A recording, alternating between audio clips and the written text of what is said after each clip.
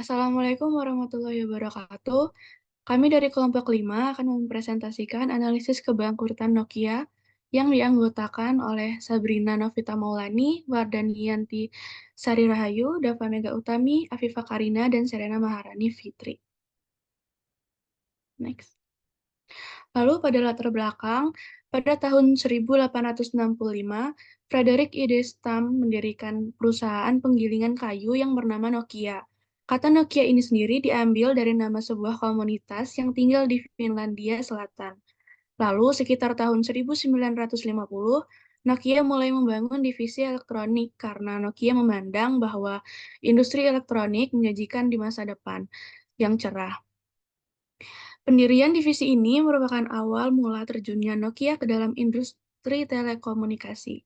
Walaupun pada awalnya Nokia bukan merupakan perusahaan telekomunikasi, namun Nokia berhasil menghasilkan produk-produk telekomunikasi yang dapat diterima oleh pasar. Mulai dari produk telepon genggam hingga perangkat telekomunikasi lainnya seperti HLR, MSC, BSC, RNC, dan lain-lain. Tentunya kesuksesan Nokia tidak diperoleh dengan instan. Dengan melalui berbagai proses uji coba dan error yang panjang, Nokia melakukan kesalahan dan belajar dari kesalahan tersebut hingga berhasil menghasilkan inovasi-inovasi yang berhasil membuat Nokia menjadi perusahaan telekomunikasi terbesar di Finlandia dan dunia selama 14 tahun sebelum direbut oleh pesaing lain. Pada masa kejayaannya, Nokia banyak mengeluarkan produk telepon genggam dengan model-model yang baru dalam waktu yang tidak terlalu jauh dan langsung diterima oleh pasar. Namun sayangnya, pada era kejayaan Nokia saat ini sudah mulai memudar sebagaimana yang dapat dilihat pada saham Nokia yang mengalami penurunan di semua negara. Nokia juga melakukan pengurangan pegawai serta penutupan kantor dan pabriknya termasuk pabrik Nokia yang terletak di Finlandia. Maka saat ini tidak ada lagi produk Nokia yang dibuat di negara asal Nokia, yaitu Finlandia. Di tengah-tengah terjadinya krisis ini, beberapa pimpinan penting Nokia juga seperti CEO Nokia, Olli-Pekka Kallasvuo, manajer Nokia Anssi Vanjoki, dan wakil presiden pemasaran produk Nokia, Ilari Nurmi, itu tiba-tiba mengundurkan diri dari perusahaan. Selanjutnya akan dijelaskan oleh teman saya.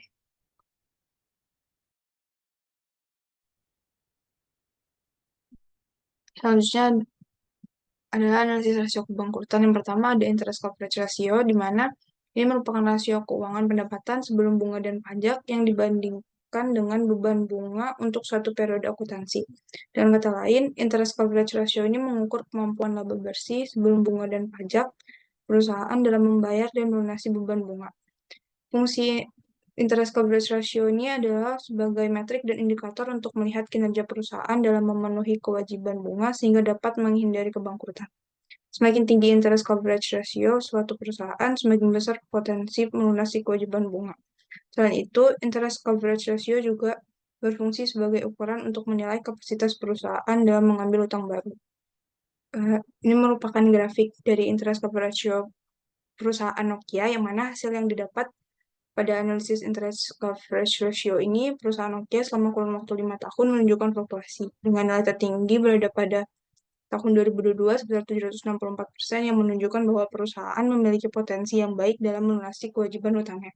Selanjutnya akan dijelaskan oleh teman saya. Oke, selanjutnya ada analisis dari rasio likuiditas. Ini tuh kapasitas perusahaan untuk melunasi utang lancarnya tepat waktu menggunakan aset lancar yang dimilikinya. Dari grafik ini tuh ada 4 rasio yang diambil. Yang pertama ada rasio lancar atau current ratio. Ini tuh mengalami peningkatan dari 901 pada 2019 menjadi 1637 pada tahun 2023, yang menunjukkan bahwa perusahaan mampu dalam memenuhi kewajiban jangka pendeknya dengan aset lancar yang dimilikinya. Yang kedua, yaitu quick ratio atau rasio cepat, mengalami penurunan dari 189% pada tahun 2019 menjadi 185% pada tahun 2023. Ini tuh menunjukkan bahwa perusahaannya itu memiliki likuiditas yang baik tanpa bergantung pada persediaannya. Yang ketiga itu ada cash ratio atau rasio kas. Itu juga mengalami penurunan dari 180% pada tahun 2019 menjadi 158% pada tahun 2023, yang menunjukkan bahwa perusahaan itu memiliki kas dan setara kas yang memadai untuk memenuhi kewajiban jangka pendeknya. Terus yang keempat ada inventory turnover ratio, ini tuh mengalami peningkatan juga dari 139 pada tahun 2019 menjadi 163% pada tahun 2023 yang menunjukkan bahwa efisiensi perusahaan dalam mengelola persediaan dan kemampuannya dalam menjual persediaan secara cepat. Oke, mungkin mau di next.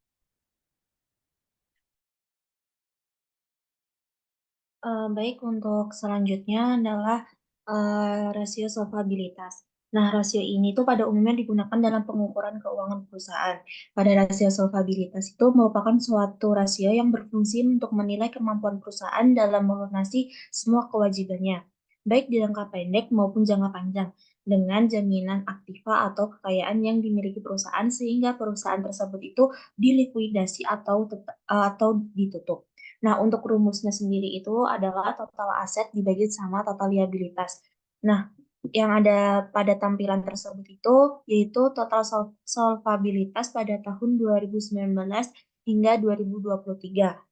Untuk total solvabilitas 2019 itu memiliki persentase 165%, 2020 itu 164%, 2021 177%, 2022 223%, 2023 itu 207%.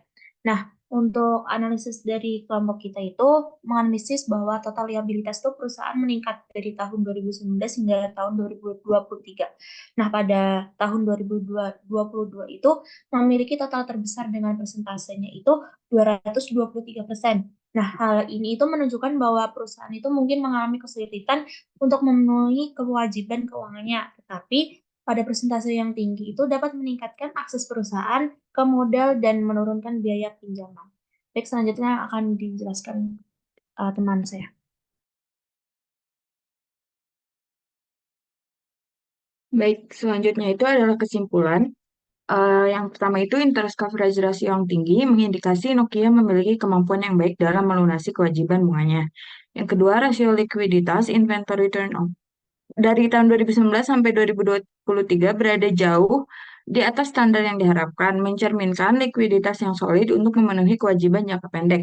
Lalu yang ketiga itu, meskipun rasio solvabilitas mengalami peningkatan hingga 223% pada 2022, rasio yang tinggi ini juga dapat meningkatkan akses modal dan menurunkan biaya pinjaman bagi perusahaan.